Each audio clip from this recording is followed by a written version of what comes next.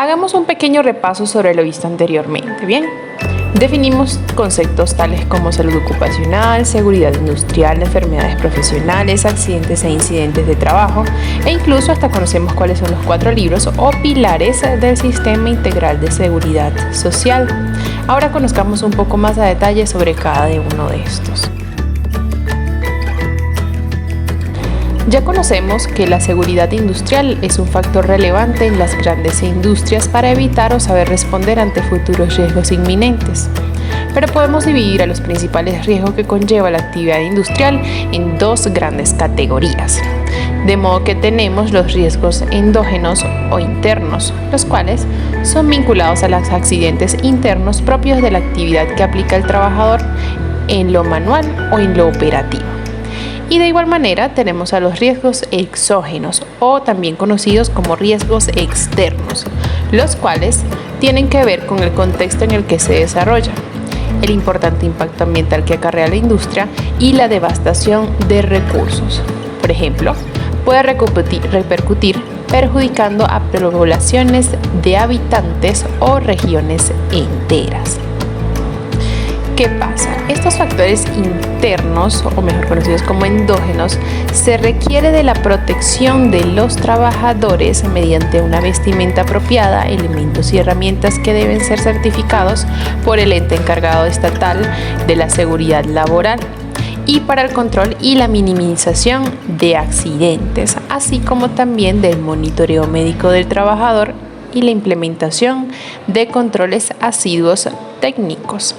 Además, es importante ofrecer a los trabajadores los conocimientos necesarios mediante capacitaciones para poder realizar las tareas de modo tal que puedan evitar sufrir accidentes, peligros o enfermedades en su actividad laboral. La formación del trabajador es un factor clave que tiene la potencialidad de poder disminuir significativamente el riesgo laboral. En cuanto a los factores externos o exógenos, como ya los conocemos, las empresas e industrias deben atenerse a la legislación nacional o provincial que determina los procedimientos y técnicas que pueden ser aplicadas con el objeto de disminuir el impacto ambiental. Desde lo gubernamental, se pueden realizar controles de monitoreo ambiental, es decir, estudios fehacientes de las consecuencias del impacto ambiental de la actividad industrial en la zona periférica de la industria. Esta industria o empresa no debe esperar que solo el Estado se encargue de la seguridad industrial exterior, ya que el uso frecuente de estadísticas posibilita advertir sobre cuáles son los sectores en los que se suelen producir los accidentes con el objetivo de acentuar las precauciones.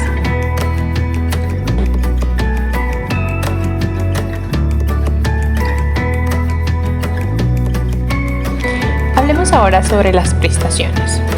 Todo afiliado al Sistema General de Riesgos Laborales que sufra un accidente de trabajo o una enfermedad laboral y como consecuencia de ello se incapacite, se invalide o muera, tendrá derecho a que este sistema le preste los servicios asistenciales y le reconozca las prestaciones económicas. Es así que tenemos las prestaciones económicas, las cuales son el subsidio y/o el pago por incapacidad temporal. Esta indemnización por incapacidad permanente parcial, esta indemnización por pensión de invalidez, pensión de sobrevivientes, mientras que las prestaciones asistenciales comprenden la asistencia médica, quirúrgica, terapéutica y farmacéutica, así tal como servicios odontológicos, suministros de medicamentos, servicios auxiliar de diagnóstico y tratamiento, también prótesis u órtesis, rehabilitación física y profesional y gastos o traslado para la prestación de servicios. En cuanto a las enfermedades profesionales, debemos saber identificar las condiciones para que una enfermedad se considere profesional. Por ello, primero debe existir un diagnóstico médico y debe haber una relación de causa-efecto, es decir, que exista relación del riesgo a la enfermedad. Asimismo, que haya una intensidad y tiempo de exposición suficiente para generar una enfermedad. y algunas están determinadas por el Gobierno Nacional según la tabla de enfermedades profesionales adoptada por el Decreto 1832 de 1994. Siguiendo pues con la identificación de las condiciones, también tenemos que debe haber una existencia del efecto con una suficiencia de la exposición al mismo y que no haya sido detectada en el examen de ingreso o examen de admisión a la empresa.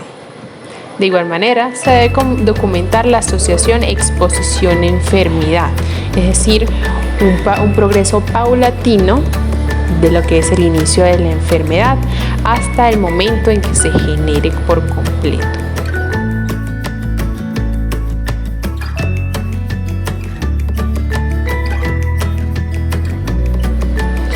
Cuando se trate de accidentes de trabajo, la administradora de riesgos laborales, o mejor conocida como ARL, en la cual hubiese ocurrido el accidente, deberá responder integralmente por la prestación derivada de este evento, tanto en el momento inicial como frente a sus secuelas, independientemente de que el trabajador se encuentre o no afiliado a esta ARL después del hecho.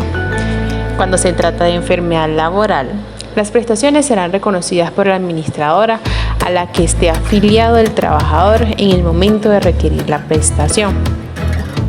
Cuando el trabajador se encuentra desvinculado del sistema de riesgos laborales, la última ARL a la que estuvo afiliado deberá asumir las prestaciones, siempre y cuando el origen de la enfermedad pueda imputarse al periodo en el que estuvo cubierto por ese sistema. Se define la incapacidad laboral como aquella que, según el cuadro agudo de la enfermedad o lesión que presente el afiliado, le impida desempeñar su labor por un tiempo determinado. Se reconoce un subsidio equivalente al 100% del ingreso base de cotización, o mejor conocido como IBC, calculado desde el día siguiente a la ocurrencia del accidente de trabajo o del diagnóstico de la enfermedad laboral. Adicionalmente, la ARL le reconoce al empleador el valor pagado por cotizaciones a salud y pensión del trabajador incapacitado. El pago se efectuará en los periodos en que el trabajador reciba regularmente su salario. Y esta prestación se reconoce hasta por 180 días, que podrán ser prorrogados hasta por otros 180 días continuos adicionales cuando se termine esta prórroga como necesaria para el tratamiento del afiliado o para culminar su rehabilitación. Eso sí, si cumplido el periodo previsto no se ha logrado la curación o rehabilitación del afiliado, se debe iniciar un procedimiento para determinar el estado de incapacidad permanente o parcial o de invalidez. Hasta que se establezca el grado de incapacidad o invalidez, la ARL continuará cancelando el subsidio por incapacidad temporal. Las prestaciones se otorgan por día calendario y la declaración de incapacidad es determinada por un médico tratante, quien debe estar adscrito a la entidad promotora de salud a través del cual se preste el servicio. También tenemos que la incapacidad permanente o parcial se presenta cuando el afiliado, como consecuencia de un accidente de trabajo o de una enfermedad profesional, presenta una disminución definitiva, igual o superior al 5%, pero inferior al 50% de su capacidad laboral, para la cual ha sido contratado o capacitado. Se reconoce una indemnización en cuantía única en proporción al daño sufrido y una suma no inferior a 2 salarios base de liquidación, ni superior a 24 veces su salario base de liquidación. En cuanto a la declaración, evaluación, revisión y grado de origen de la incapacidad permanente parcial, serán determinados por una comisión médica interdisciplinaria. Esta se determinará de acuerdo a la incapacidad que tenga el trabajador para procurarse por medio de un trabajo, con sus actuales fuerzas, capacidad y formación profesional, una remuneración equivalente al salario o renta que ganaba antes del accidente o de la enfermedad. Si la patología es progresiva o si la enfermedad es progresiva, se podrá calificar o modificar el porcentaje de pérdida de la capacidad laboral. Es allí donde entra la pensión de invalidez, ya que esta es en donde se considera inválida la persona que, por causa de origen laboral, no provocada, evidentemente intencionalmente, hubiese perdido el 50% o más de su capacidad laboral, de acuerdo con el Manual Único de Calificación de Invalidez vigente a la fecha de la calificación. Todo afiliado al que se le define una invalidez tiene derecho a una pensión, teniendo en cuenta que cuando la invalidez es superior al 50% e inferior al 66%, tiene derecho al 60% de ingreso base de liquidación.